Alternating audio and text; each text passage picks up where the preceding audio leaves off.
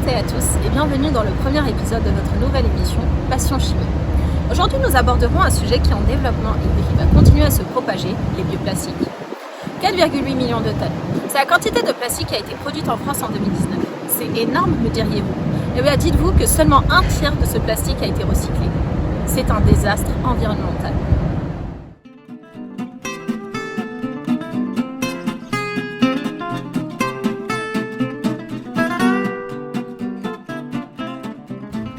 Les plastiques sont utilisés tous les jours dans notre quotidien et sous différentes formes comme ce stylo par exemple. Et pourtant, il existe des alternatives.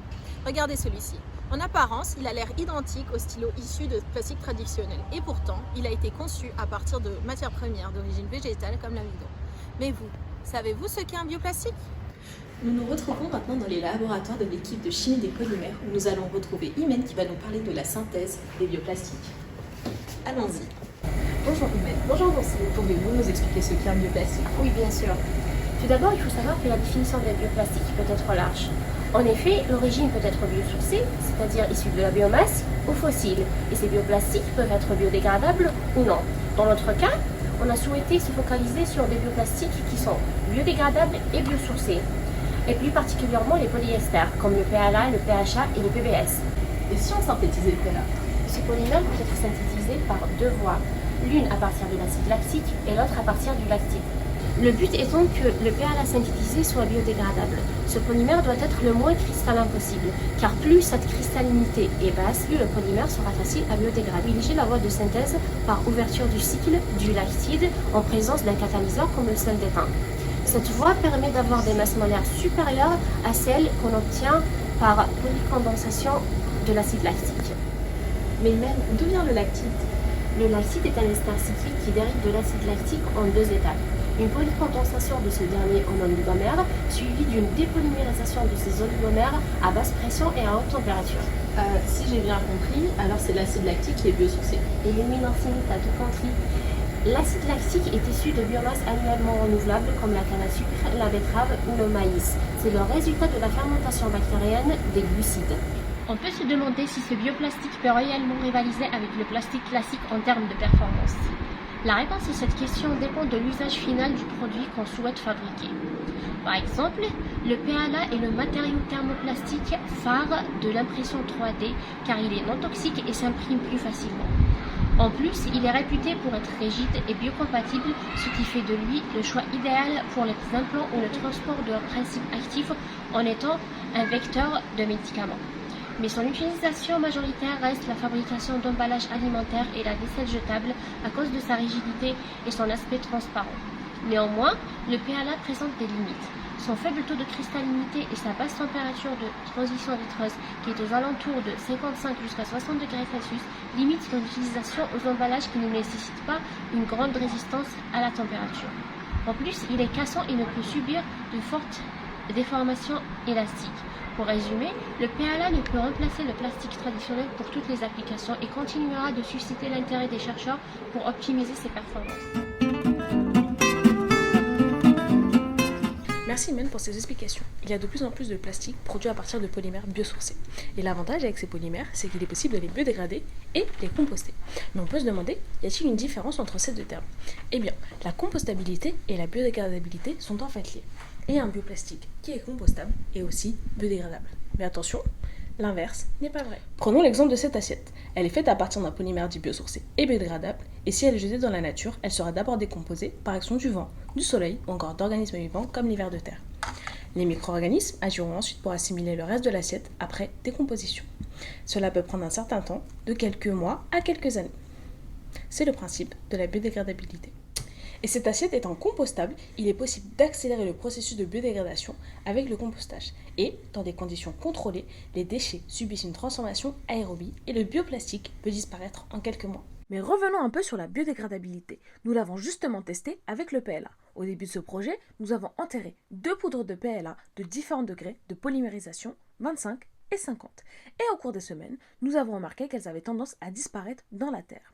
Celles de faible degré de polymérisation disparaissant plus rapidement car biodégradées plus facilement dû à leur faible masse molaire moyenne. Nous avons ensuite réalisé une seconde expérience où nous avons cette fois-ci enterré un carré de plastique produit à partir d'amidon de maïs. Et nous avons remarqué qu'il était resté intact. Cela est normal car il est dit compostable de façon domestique et sa décomposition peut prendre jusqu'à 90 jours. Parlons maintenant du compostage. Il existe deux types de compostage, le compostage domestique et le compostage industriel. Voilà un exemple du déroulement du compostage industriel de l'entreprise Sifdac. Le compostage industriel se déroule en 3 étapes principales. Une étape de décomposition, d'hygiénisation et de maturation. La qualité du compost va dépendre des normes environnementales et des labels, mais aussi de la composition du compost. En effet, celui-ci sera moins bon s'il y a présence de déchets non biodégradables. Le compostage domestique se fait à une température basse, aux environs de 30 degrés, contre pratiquement 75 degrés dans le cas du compostage industriel. C'est pour ça que le compostage domestique prendra plus de temps. Le PLA est initialement un polymère qui va se biodégrader via un compostage industriel. Mais des entreprises, comme celle de Cariolis, vont mettre en place des solutions, telles qu'un additif enzymatique qui va permettre de biodégrader le PLA via un compostage domestique. Leurs tests ont prouvé qu'il était possible de le biodégrader en 200 jours. Tout ce travail participe à l'économie circulaire. Mais un problème subsiste. En effet, aujourd'hui, nous n'avons pas de poubelle spéciale afin de trier les bioplastiques des plastiques. Et ces bioplastiques ne se retrouvent pas forcément au bon endroit afin qu'ils puissent être traités. La question du recyclage se pose alors.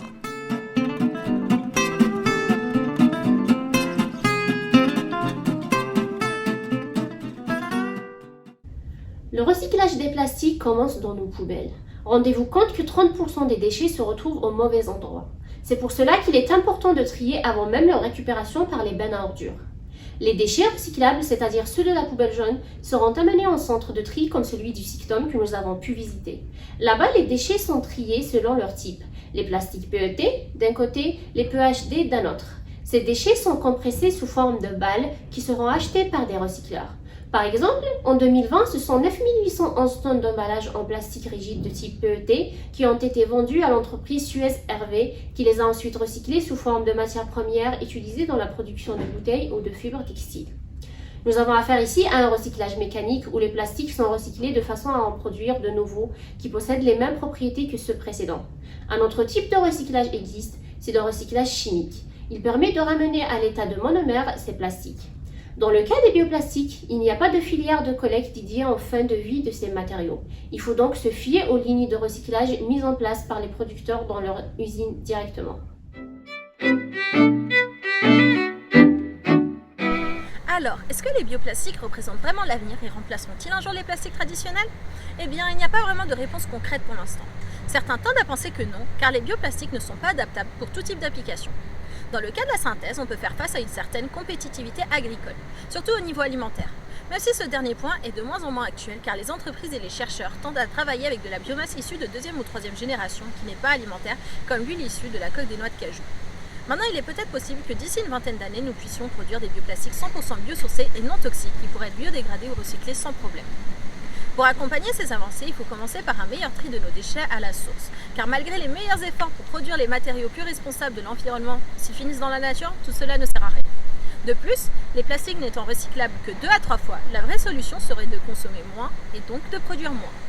C'était Passion Chimie présenté par des étudiants en chimie. À bientôt.